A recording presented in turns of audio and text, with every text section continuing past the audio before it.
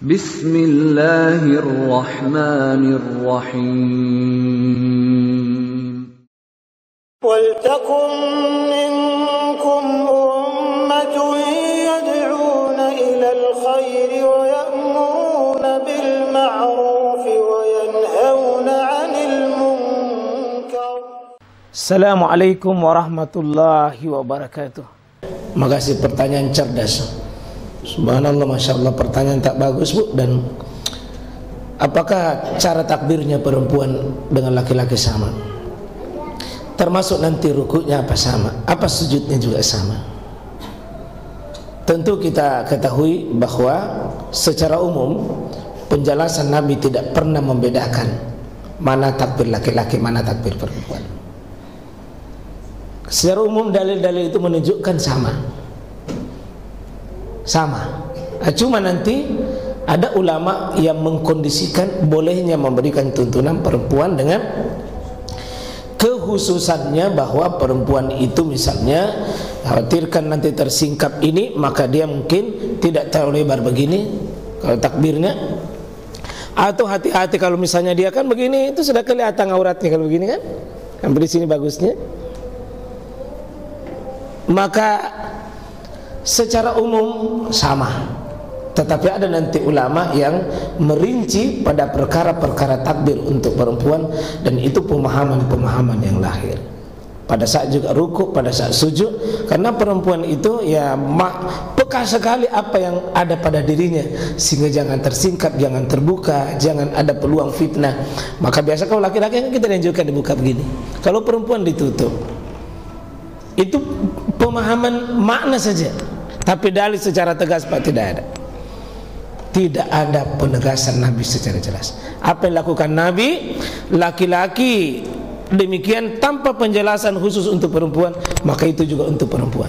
Tapi kalau kondisi tertentu, misalnya kita dibawa kipas angin, lalu kipas anginnya itu terbangkan kita punya kudung, tentu ada hati-hati Ki, karena batasan aurat laki-laki dan perempuan lebih tajam perempuan, maka itu dibutuhkan sikap kehati-hatian saja, insyaallah. Tapi gerakannya sama saja, secara umum sama saja, insyaallah. Seperti itu Ibu. Nam Allah Ta'ala alam. Berapa kali kita takbir untuk mengangkat tangan dalam sholat? Iya, kalau takbirnya itu 96 kali, tetapi mengangkat tangannya ini dalam sholat Pak, yang diriwayatkan saya sudah kumpul riwayatnya 4 kali. 4 kali. Satu, saat takbiratul ihram. Yang kedua, saat bangun dari ruku. Pada saat kita mau ruku. Yang ketiga, pada saat bangun dari ruku. Yang keempat yang mana Pak?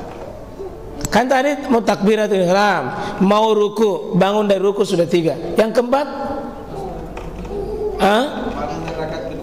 Bangun dari hampir benar.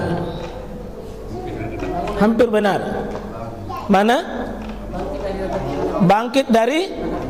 Ya, bangkit dari tasyahud awal atau ke rakaat ketiga. Di situ sunnah 4 ini Pak. Jangan lebih, jangan kurang. Jadi mengangkat tangan yang posisi bahu tadi atau seperti telinga 4 kali Pak. Itu dijelaskan oleh Nabi SAW. Karena Rasulullah SAW Iza kabar, apabila dia bertakbir, rafa yadai hazman kibai. Dan riwayat lain disebutkan hal uzunain, sejajar bahunya, sejajar telinganya. Dan riwayat ini iza qama minar raka, apabila dia bangun dari ruku. Yang ketiga adalah bangun apabila bangun ketika hendak mau ruku. Yang keempat, iza qama minat tasyahud, apabila dia bangun dari tasyahud. 4 ini insyaallah. Seperti itu Pak. Ada yang lain? Fadal. Assalamualaikum warahmatullahi wabarakatuh. Ketika kita imam di sholat dalam rumah, bagaimana, apakah sama posisi ketika istri kita? Ya. Kita sholat bersama istri atau dengan kita sholat dengan ibu mertua atau ibu kandung, bagaimana posisinya Ustaz? Iya. Jadi yang dirinci oleh ulama adalah jika sejenis laki-laki laki-laki, perempuan perempuan itu sejenis. Laki-laki dengan laki-laki maka sejajar. Jika perempuan dengan perempuan sejajar. Jika anak dengan orang tuanya atau mertuanya sama, bertua perempuan maksudnya, maka dia di belakang, bukan di samping. Kalau suami dengan istrinya di belakang. Kalau orang tua dengan anaknya di samping laki-laki. Begitu aturannya, Pak. Itu dimunculkan dari beberapa hadis. Hadis Imam Al-Bukhari menyebutkan bahwa Muaz bin Jabal, Abdullah bin Abbas, beliau mengatakan bahwa sallaitu ma'an Nabi sallallahu alaihi wasallam zata lailah. Saya pernah sholat bersama Nabi di suatu malam. Fakuntu ayyasari. Saya berdiri samping kirinya. Sebelah sini ya. Sebelah apa namanya ini? Kiri. Faja'alani ayyamin. Lalu dia menjadikan saya di belakang. Sejajar. Kalau laki-laki dengan laki-laki. Tetapi kalau perempuan, Pak, itu adalah wara'a, di belakang.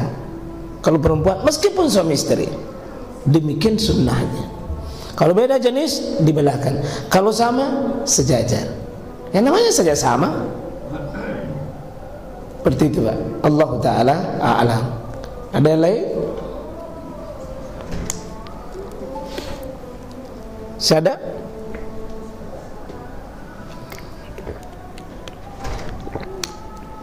Jelas, Pak? Masih ada waktu sedikit baru kita azan.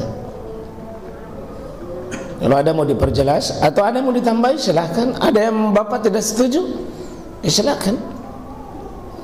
Ini sama-sama kita waktunya saling bertukar pikiran. Silakan. Kalau pembahasannya Pak Ustaz di sini di mana? Kalau masalah salat.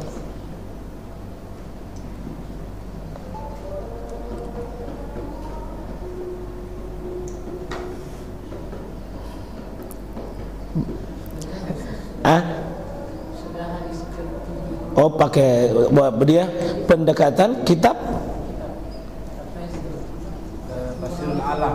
Oh, berarti dia itu pendekatannya bukan ya. Kalau kami pendekatannya adalah dari takbir, dari cara berdiri sampai zikir dan doa.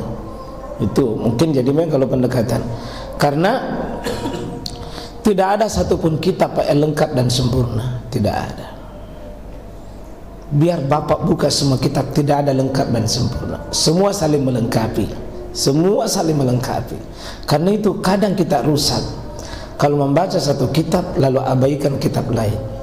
Karena itu pendapat dan fikih itu, Pak, pendapat. Kalau orang berbeda fikihnya tidak ada masalah, Pak, karena itu pendapatnya Pak. Iya. Lihatlah para ulama-ulama terdahulu berbeda pendapat, Pak, tapi mereka saling menghargai. Tidak ada saling mentakzir, tidak ada yang saling mentakzir, tidak ada, Pak. Abu Hanifah berbeda dengan murid-muridnya, Imam Syafi'i berbeda dengan Imam Ahmad bin Hanbal dalam banyak hal, tapi tidak ada yang pernah Pak itu kurang ajar sama sesama ulama, tidak ada. Di belakang ini karena kita belajar lewat YouTube satu didengar, YouTube lain tidak. YouTube pun itu dipotong-potong. Kitab yang menjadi sumber juga sepotong. Kitab dengar juga sepotong. Itu pun tidak utuh. Semuanya kita ambil. Lalu kita mengambil kesimpulan bagaimana ilmu kita mau benar. Karena itu, Pak, saya punya saran, jangan gampang menyalahkan orang. Pelajari saya dulu, oh begini ini. Pelajari saya. Jangan, Pak. Ciri-ciri orang bodoh gampang menyalahkan orang. Baru sedikit-sedikit salah, baru sedikit-sedikit salah. Terus berapa ribu hadis kita hafal. Orang-orang terdahulu, Pak, hebatnya Masya Allah. Karena dia paham apa yang dipahami orang, maka dia tidak pernah menyalahkan orang. Hari ini kita memahami, Pak, kita tidak memahami orang. Seolah-olah kebenaran itu mutlak ada dalam diri kita. Akhirnya begitu orang lain tidak sama dengan kita, salah ini.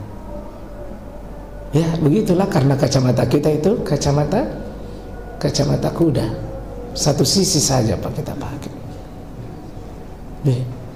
Kita coba pakai, kalau fikih itu paling enak, Pak, kalau memang memakai misalnya muqaranah, perbandingan dari berbagai kitabnya para ulama. Insya Allah kita tidak bersaudara, Pak. Saya ceramah di masjidnya NU, saya ceramah di masjidnya Wahdah, saya ceramah di masjidnya Salafi, saya terima. Saya pengurus besar di Muhammadiyah, tapi saya bisa saya, karena saya bicara tentang dalil dan dalilnya sama pasti. Pemahamannya mungkin yang berbeda. Ya. Pemahaman saja yang berbeda. Kalau pemahaman berbeda kita maklum, Pak. Dan hampir pembesar-pembesar di atas kita itu tidak ada yang, tidak ada, Pak. Yang di bawah itu yang suka ribut. Iya. Di atas tidak. Jadi insya Allah, Pak, kalaupun berbeda nanti, seperti tadi ada yang besarkan basmalahnya, nanti suatu saat ada orang tidak besarkan basmalahnya, mungkin bilang, tidak saya ini salahnya, tidak ada bismillah. Kenapa aja sih, tahu cuma kecil ki. Gitu saja, Pak. Yang satu kunut, yang satu tidak beda ini, yang satu tidak. Hargai saja, Pak. Belajarlah untuk bisa menghargai perbedaan itu. Ya, satu lebaran hari Kamis, satu hari Jumat, dia bilang terlalu cepat. Yang satu bilang haram. Akhirnya kita ini sudah saling mengharamkan gampang sekali, Pak. Iya, saya senang ini karena masjid kita ini terbuka ya. Saya tanya-tanya tadi teman-teman dari Wahdah isi, alhamdulillah kami datang misalnya juga berbeda dengan lain, biasa. Ya, karena kami dengan mereka itu sebenarnya sama, kan Quran Sunnah sama, kiblat kita sama, sholat kita sama, hanya beberapa bagian kecil yang berbeda. Demikian juga misalnya yang lain-lain, Pak. Selama hal-hal yang sudah ijma, sudah sepakat, tidak ada. Ada yang besarkan zikirnya, ada yang tidak besarkan zikirnya. Ya, itu pemahaman, Pak, pemahaman. Yang paling viral sekarang kan yang masalah musik. Kalau kita cuma membaca satu, Pak, ya sudah, kita baku hantam. Mari, Pak, ada hal yang lebih penting dari kita utamakan, persaudaraan sesama muslim. Soal berbeda itu biasa. Soal berbeda itu biasa. Yang penting jangan kita gampang-gampangkan perbedaan, harus bawa dalil ketika ada. Oh, ada dalilnya. Tadi kami sebutkan, oh ini ada dalil, ini tidak ada dalil. Yang tidak ada dalilnya jangan. Kita harus tegas. Tapi yang ada dalilnya kita hargai. Oh, ada dalil, ada ulama, ada kitabnya, sudah.